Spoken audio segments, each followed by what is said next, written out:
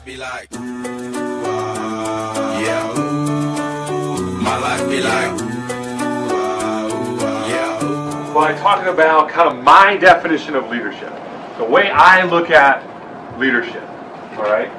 So the first definition here says leadership is a process of influencing people by providing purpose, direction, and motivation.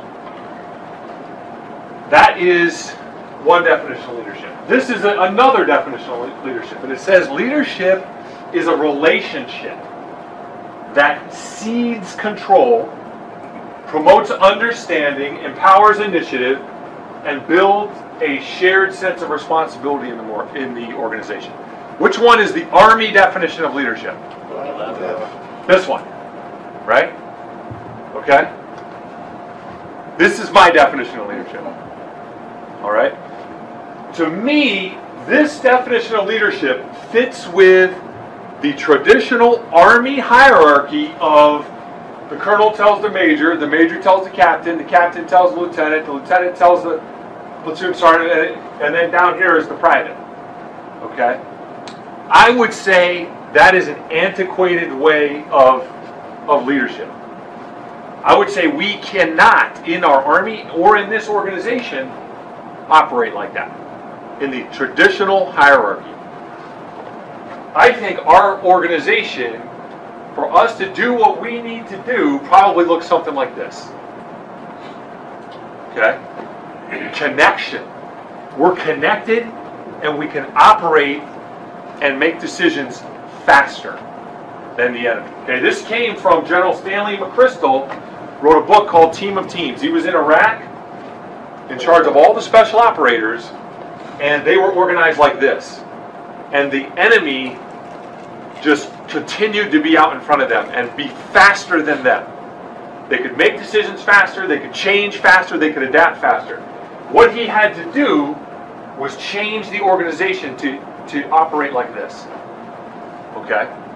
And what I think this allows us to do, one, is communicate. I expect to communicate directly with all of you. Okay? So I'm here and I'm taking everything at the bottom and smashing it together. What's called flattening the organization. Okay? And then the other thing is we all need to be able to communicate with each other. All right? So that communication promotes collaboration of good ideas, which leads to innovation, which leads to us being able to accomplish what we need to accomplish. Building a relationship between me and all of you. And I expect that relationship to be tight and to be kind of the foundation of everything else. All right? Because once we have that relationship, what it does is seeds control, promotes understanding, and I'll talk some about that later when I talk about mission. Okay, so I want to start out and just talk about me, talk about who I am and my family. So I'm born and raised in New Haven, Connecticut. All right, I was born in a very diverse area, kind of an urban environment. All different races, religions, creeds. I was born there on the campus of Yale University. A lot of different people there. My parents were music teachers. Both were music teachers. And now my mom is retired in Connecticut. My folks got divorced. My dad is down in Florida. We are navigating the waters of transitioning them. If anybody's got older parents, kind of transitioning them to that next phase in life and trying to get them to kind of slow down. It's tough. So that's kind of where I am with my family. I have one sister. She's the big money earner in the family. She is the real estate guru of New Haven, Connecticut, where we were born. She's a realtor. Her husband's a construction guy. They own like 40, 50 units, and I get the loans from them. So that's my sister. This is my family. I've got my wife Christy. We've been married 21 years. We just had our anniversary on the 21st of June. My older son is Ryan. He just graduated high school. He's headed off to college. He's going to Taylor University in Indiana, about 3.5 hours from here. He's my kind of cool guy, athlete, you know, social butterfly. Always has a girlfriend. That's Ryan. Nate is going to be a sophomore. He is 16. My older son's 18. And Nate is my gamer, my YouTuber, my artist, you know, he still thinks he's a big puppy dog. He'll kind of snuggle up to me and my wife, even though he's you know, creeping up on 6'1". So that's kind of my family. I'm a Christian. Okay, my faith is very important to me. We spend a lot of time, you know, doing church and Bible studies, and we've kind of raised the boys up in that faith. That doesn't mean I don't, you know, swear sometimes. Okay, you know, that doesn't mean I'm going to come in here like, you know, with the Bible and like beat everybody over the head. Okay, all right. I'm just letting you know that's kind of, you know, that's kind of who I am and how I think. But and that's kind of my background. I don't struggle with balance. Okay, it was funny at the War College last year. Every 4-star general came in and said, "You guys need to have balance. You need to spend time with your families." But I never did, you know. And if you want to be a general, you can't do that. You got to work. I don't struggle with that. Okay, I've never struggled with that. I'm not saying I'm not going to work long hours when I need to, but I don't want to be here. I want to be there. I want to be at home. I don't play the games of who's working latest in the parking lot and why aren't you? You know that game. Yeah, I don't play that game. All right. Get your work done and get out of there. Okay. All right. Next slide. So I am when it comes to my hobbies and kind of what I like to do, I'm a very strange mix of urban and rural. Okay, I like hip hop music. Always have. Grew up with the old school stuff back in the 80s, and it just never went away. All right, so I enjoy all that, all the latest stuff that that's still coming out. And then on the flip side, I'm like a big outdoorsman, you know, fishing, hunting. I love sports. Watch sports, play sports, anything with a ball. I like basketball, baseball, football, floor hockey, bowling, ping pong, anything. I like sports. I like to have fun. I like to compete. We played like old man basketball at the War College. It was embarrassing. A bunch of old guys trying to run up and down the court, but but it was good. And then I really like my family. We've really grown up doing what we call family adventures. So every weekend we like to go to Cincinnati, go to St. Louis, go to Chicago, and then now that our kids are a little older, it's nice we can go out with the wife one-on-one and really like to get out to the restaurants. So my Army history, I graduated from West Point.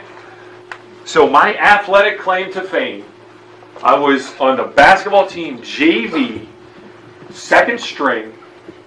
And we were literally the worst team in the United States. That's my athletic claim to fame. So I did play JV at West Point. I was terrible. Last 2 years I actually got into boxing. I was on a boxing club and I really enjoyed that. So I graduated from West Point in 1996. Went to the 101st Airborne. I was in 101st Airborne, platoon leader, XO. And then I went to 1st Ranger Battalion down in Savannah. And was there, again, platoon leader, XO. This was all before the war. Good old days. All right. I came out of the career course, and I got my number 8 choice, Fort Drum, New York. My wife cried when I called her. I said, we're going to Fort Drum. And it wasn't, we were debating about 1 and 2, and then we got number 8. So we went up to Fort Drum. Of course, it ended up being a blessing in disguise. I was on division staff for a year. Deployed right after the towers went down. So deployed to Afghanistan during Operation Anaconda, the first big battle of the war. I was in division staff, and I was like, well, I just missed it. It's over. The war's over. I missed it. Came back to Fort Drum, took over a rifle company, deployed back to Afghanistan as a rifle company commander. incredible experience there. Left 10th Mountain, went back to the Ranger Regiment as a captain, deployed twice with the Ranger Regiment. I was a staff officer. Then I got selected to be the aide for the CG of HRC. So I did that for a year. Then I went to Marine Corps Command and Staff College, so major school. I went with the Marines. That was very interesting. I really enjoyed that. Then I left there and went to Fort Lewis. Fort Lewis was in the 3rd Stryker Brigade. I was out at Fort Lewis and that was all my major time, all my field grade time. Deployed twice to Iraq while I was Battalion 3 and Brigade 3. And then I came to Fort Knox, beautiful Fort Knox, and this is where I had my battalion command. So I commanded, some of you remember, 3-1, the infamous 3-1 that was here just for a short time. Yeah, you guys remember. That was my battalion command. So we did a year of train up, which was pretty rough, and then we deployed to Afghanistan. So I deployed as a battalion commander to Afghanistan. So this is my Command Sergeant Major John Morales, and that was when we were deployed out of Fort Knox to Afghanistan. When I left Fort Knox, when I left battalion command, I thought I was going to get out of the Army. So I went to TRADOC headquarters, worked for General Perkins, and couldn't decide what to do, kind of going back and forth. And then I got a call to come back to Fort Campbell, where I had started, to be the Deputy Brigade Commander of the same brigade that I had started in as a second lieutenant. So I couldn't turn that down, and some doors were closing as far as getting out, so I decided to stay in. Went back to the 101st, and I was never selected for the Army War College. Okay, 5-time reject. But I got selected for the alternate list for Brigade Command. Now, I think it's because I put recruiting number 1. And I think the Army said, well, this maniac wants to do recruiting. Let's give it to him. So I was activated off the alternate list for the exact brigade I wanted, which was 3rd Brigade, 3rd Recruiting Brigade, back at Fort Knox. So total godsend and total blessing for me and my family to get selected to come back here and command this brigade. Now, the Army in its infinite wisdom said, hey, you haven't been to the War College. And I'm like, seriously? 5 times you reject me and now you want me to go? So the last year, my family was in Louisville. We got them set here in Louisville, and I was a geographic bachelor by myself at the Army War College. Just graduated the Army War College on 9 June, about 2 weeks ago, and take command 12 July. All right, next slide. All right, my personality. I really like to know and understand people's personalities, and I want you guys to understand kind of my personality. So I use the Myers-Briggs personality test. All right, and these phrases describe me really well. All right, the first one is extrovert. If you haven't figured that out, right, like I like to talk. Okay, prefer the external world of people and things, energized by people, energized by being around people. That's me. My wife, exact opposite. Okay, gets energized by being by herself. The old yin and yang. Focus on the future with a view toward patterns and possibilities. So you'll see, I will always be thinking and pushing the organization to think deeper, farther, with patterns and possibilities. Okay. Base decisions on values and evaluations of person-centered concerns. So my decisions will be focused on people and the concerns about people. I took negotiating at the War College. I was the worst negotiator in the whole group of 50 people. I lost every negotiation because I was always concerned about the other person instead of being concerned about, so that's a pro and a con in this job, right? That's something to understand. And then flexible and spontaneous approach to life, prefer to keep options open. Okay, now for the staff, that could be tough for you because what do you want? You want a decision. Give me a decision, sir. And I'm like, well, let's look at it. Let's wait a little longer, right? And you're like, sir, just tell us, man, A or B. So sometimes you got to kind kind of give me a little nudge. You go, sir, come on, like you got to choose, okay?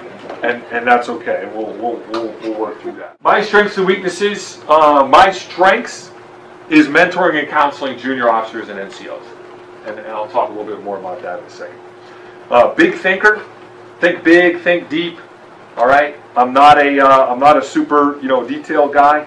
I will listen and take your advice to heart. Okay, again, it doesn't matter who you are, it doesn't matter what rank you are, civilian, contractor. I will listen and take advice to heart. Weaknesses: extremely disorganized. Where's Diane? Diane's got a hard job. Hard job. Okay, she got a hard job. Already, I was supposed to meet the sergeant major to do PT at 7 yesterday, and I'm like, he's calling me, and I'm like, he's like, where are you at? I'm like, 7:30, man. He's like, sir, 7. I told you 7. I'm like, oh, you're right. Yeah. I'm very disorganized. I lose things constantly. I'm always losing stuff. Drives my wife nuts. All right. But I'm just being honest with you guys. Okay, this is a big shocker. I suffer from foot and mouth syndrome. Right? Like I'm always talking so much. Sometimes my sergeant major used to be like, sir, just no more. Stop talking. Too much talking. I came up to a young lady, and I'm like, oh, it's so good to see your baby, and she's like, that's not my baby, that's her baby. And I was like, oh gosh, so I kind of suffer from what I end up putting my foot in my mouth. So please, if I say something that offends you or you take the wrong way, please just come and talk to me about it, because I'm talking so much. Sometimes I just say the wrong thing. All right, so just help me out with it. I'm not one of these like colonels who like eats a power bar and then gets like 2 hours of sleep and then like keeps. That's not me. I gotta eat. I'm always eating. Okay, and I gotta sleep. That's 3. You're good to go. Yeah. You're safe. That's verse 3. Yeah, you're safe. Okay, so now we got, I think, about 5 different things I sort of call understanding Lopez, understanding me. So you look here. All right, what do you think this guy's got in his hand here? What do you think that is?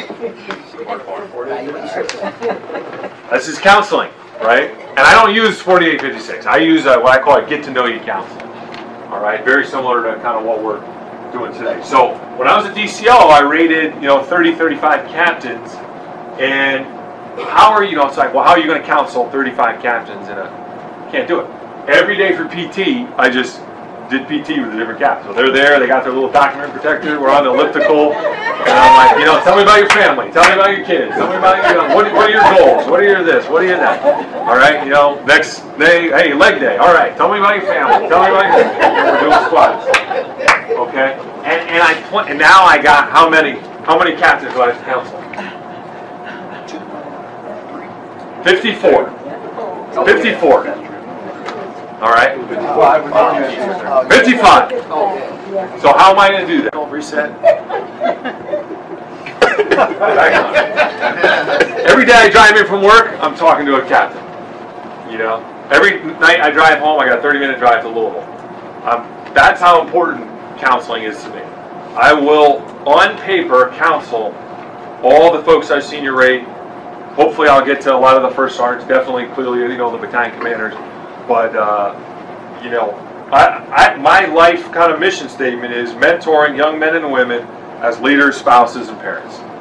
That's why God put me on this earth, to mentor young men and women. That's what I love to do. So that's number 1, counseling. I love counseling, love spending time, folks. Next, number 2. This isn't really important for you guys. I operate on what I call phase 1 and phase 2. Okay? And at any given time, I can be in either one of the phases. Phase 1 means open discussion. I look forward to everybody's input, good ideas, brainstorming, right? Like this kind of picture. Like, hey, a lot of input, a lot of big decisions, a lot of big thought. That's phase 1. Phase 2 is time to execute. So you guys should be, when I say something, if you did everything I said in phase 1, all you would do is just run around crazy. Okay, because again, I'm an external processor, so I'm just using you to bounce. What do you think about this? What do you think about this? If you go, oh my God, he just told me to do this, and that's phase one. You will know when you're in phase two. When I say, you got to do this, A, B, and C. Okay? So sometimes it's any one of you is authorized to go, sir, you in phase one or phase two right now? All right? Because it can be overwhelming. All right? And when I go to phase two, that means I've taken the time to get all this input, and now it's time to, now I need you to move out and draw and make it happen. Okay? So that's important to understand. Understanding Lopez number 3 is this idea of operational design. Operational design is understand the environment, define the problem, then come up with a solution. Okay? So the first thing we got to do is understand the environment. And when it comes to that, I love General Perkins' quote, don't give me small answers, ask big questions. Okay? So what I did yesterday was I talked about the environment with all the trainers. Okay? And we're asking big questions. That's what my brain looks like. This is like phase one here, people. All right? Okay? There's no small answers on here. There's big questions, big ideas. And that's kind of how I think, right? Now, this was our design we did for redeployment from battalion. When we were coming back from Afghanistan, here's all the things we were going to face, right? Understand the environment. What do we usually do? We usually just make a decision and then kind of react and change and change and change. So especially in Marauder Vision Quest and in the outset, but also generally when it comes to how I think, this is kind of how I start with everything. All right, and then hit the next slide. One more. And then I start to compartmentalize things, right? So let's take all those huge ideas and start to now funnel them down. So what we came up with when we were redeploying was success in redeployment came down to the unit, the individual, and the peers. How are we going to set and work with those 3 lines of effort? So now we went from all that to we kind of define the problem, right? And then come up with a solution. One more slide. Yeah. So then this was our problem statement. How do we build accountable and responsible individuals able to cope and ask for help, peers that are aware and take action for their battle buddies, and small units to create positive environments. So we went from all that, now we got something that we're going to focus on. Okay? And when we thought we were going to redeploy, we thought it was about training, and we thought it was about, getting out to the range, and we said, no, man, you know what it's about? It's about empowering these 3 different lines of effort. Okay? So when it comes to design, that's how I think when it comes to problem solving. Number 4, nobody pays to see a one-ball juggler. Right? We have got to, as a staff, do things simultaneously. We got to get a lot of different balls up in the air. And this goes back to that first slide, right? If we're in a conventional format, this guy tells this guy, and this guy tells this gal, and down the road, we're headed for this. We have so many things we have to cover in recruiting. We got to figure out how do we get more of those balls up in the air and do things simultaneously, not sequentially. Sequentially is, well, first I do A, then I do B, then I do C. We got to be faster than that. Now, when you switch to that, you take more risk.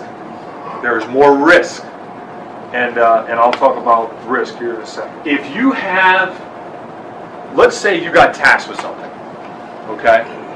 Instead of doing a professional 100% briefing to bring to me, right? I would rather see you draw something out on a piece of paper and come in and get that quick azimuth check. I'll take the pen. Nope, change that, change that, change that. Go. See how much faster that is? And then that is, sir, we need a briefing, and oh, get the conference room, and oh, here's the intro slide with an agenda. We got to be fast because we got a relationship, right? We got a relationship. You can come and be, Sergeant O'Million can go, hey, sir, we got to do some new stuff with SARC. Here's what I'm thinking. Pop, pop, pop. Decision, go. All right? And that's kind of what I'm talking about when it comes to simultaneous. I am not a process guy. All right? It's going to drive the XO crazy. You know, well, first I got to do the pre-brief, then I got to do the second pre-brief, then I go to the 3, then I go to the XO, then I go to... We got to get faster than that. Okay? Speed over process. Speed over process. All right, number 5. I love calendars. When we talk about predictability, we talked about this yesterday in our design thing. Getting predictability for our battalions, we've got to get proactive, calendar-based, and we got to start looking ahead. The entire Army right now is operating at about a 1-week span, 1 to 2 weeks. 101st, 82nd, 10th Mountain, they're all in here. I mean, I just came from there. And all they're doing is reacting. That's reactive. We want to be proactive. So, how do we come up with systems that proactively look forward, look deeper, right? And come up, I call them targets. You can call them events, you can call them engagements, you can call them whatever. I call them targets. And we set those targets that help the battalions be successful. It's going to be tough. That's going to be tough. But that's kind of the way I think. It goes back to my time in special operations when it comes to targeting. So what I want to draw real quick, I'm going to drag my little board over here. A picture of kind of the way I see when I say the word targeting. This is what I'm talking about. Okay? So again, I'm an infantry guy, right? 7 deployments. So it's kind of the way I see the world.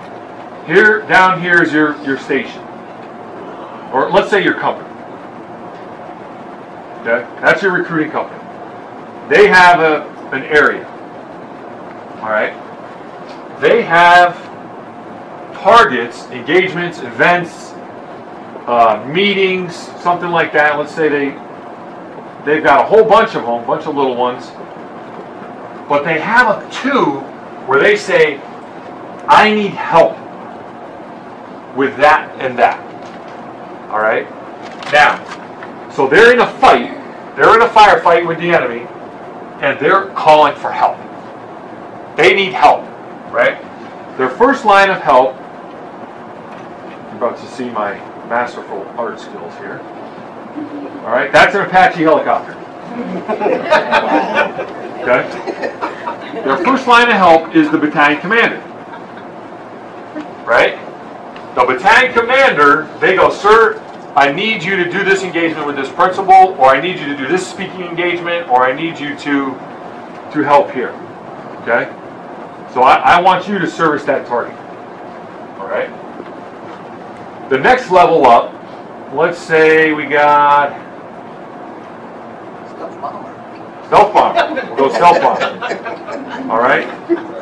That's Marauder 6. That's a stealth bomber. All right? And they go, sir, we have a target that's so big, we need you to service it in our AL. I don't want to go, if he's here, I don't want to go there. I want to go to the other one that he can't get to simultaneously, right? The battalion commander's there, I don't need to go there. The company commander, he's in the gunfight over here in this area. Right? Now what do we got up here? What's the next level? Let's say we got Predator drone. Okay? That's USARAG. Okay? You know, I got another target here. you know what? I need General Marine. It's an African American predominantly African American area. General Vereen, can you please come down and service this target? Okay? And all the way up, we have the Office of Chief of Public Affairs, right? Meet Your Army programs. We have all the national assets, right?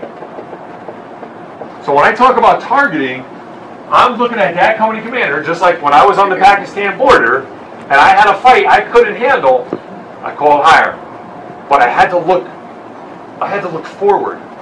You can't do this. You can't get a national asset within a week or a 2-week period. You got to be looking for, a quarter or two ahead.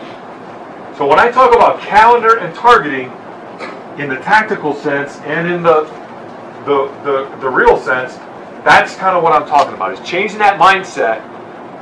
And but what I tell the company commanders, and what my boss told me, fight like nobody's coming to help you, but ask for everything. You got to be ready to handle the fight yourself, because we may not be able to. But up here at Brigade, what are we doing? We're looking in the stack of assets and going, you're going here, you're going to Ohio, you're going to Michigan, you're going to Indiana, I'm going to Louisville, I'm going to Minnesota, Sergeant Major's going to Tennessee.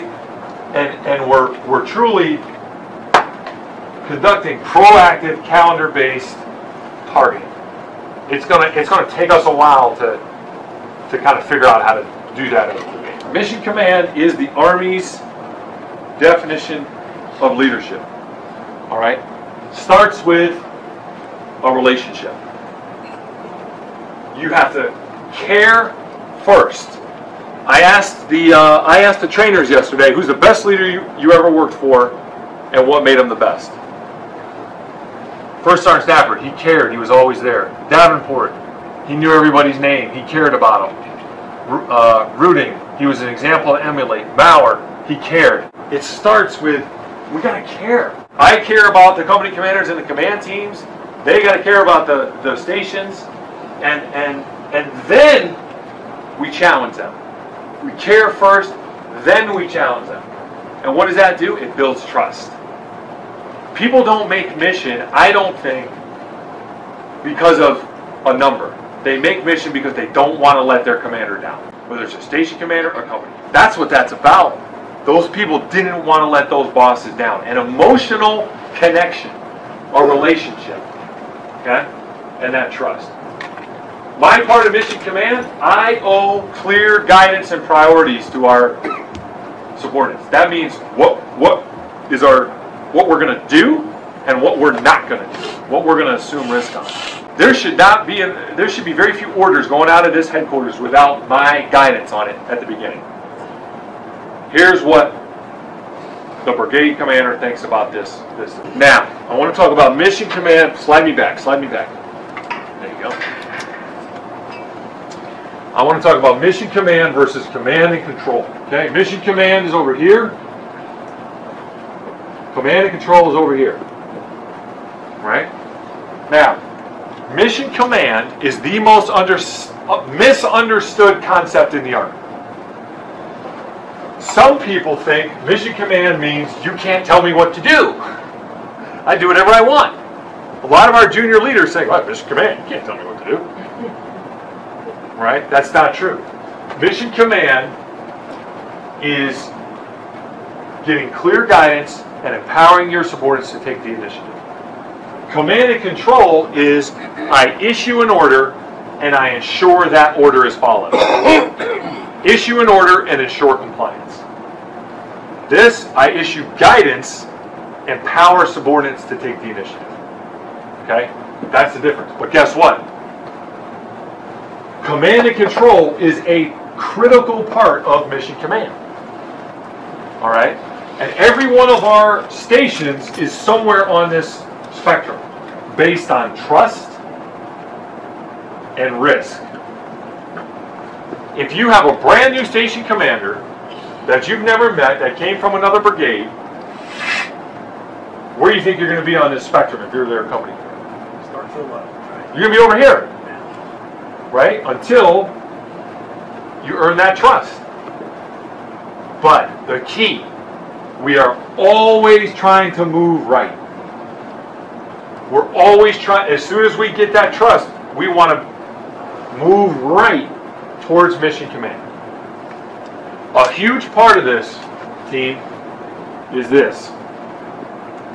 We push authority down and we take risk up. What do we normally do in the Army? In the Army, we put risk down on our subordinates and we pull authority up to us to make decisions. Right? I got this from Sergeant Major Daly. We got to be the opposite. Push authority down for them to operate inside the commander's intent and say, I got your back. I will take the risk in my rucksack. You know why? Because I trust you. I think the best way to do this right now, and to get that, go back to that slide where everybody's connected, right, is through social media. Okay?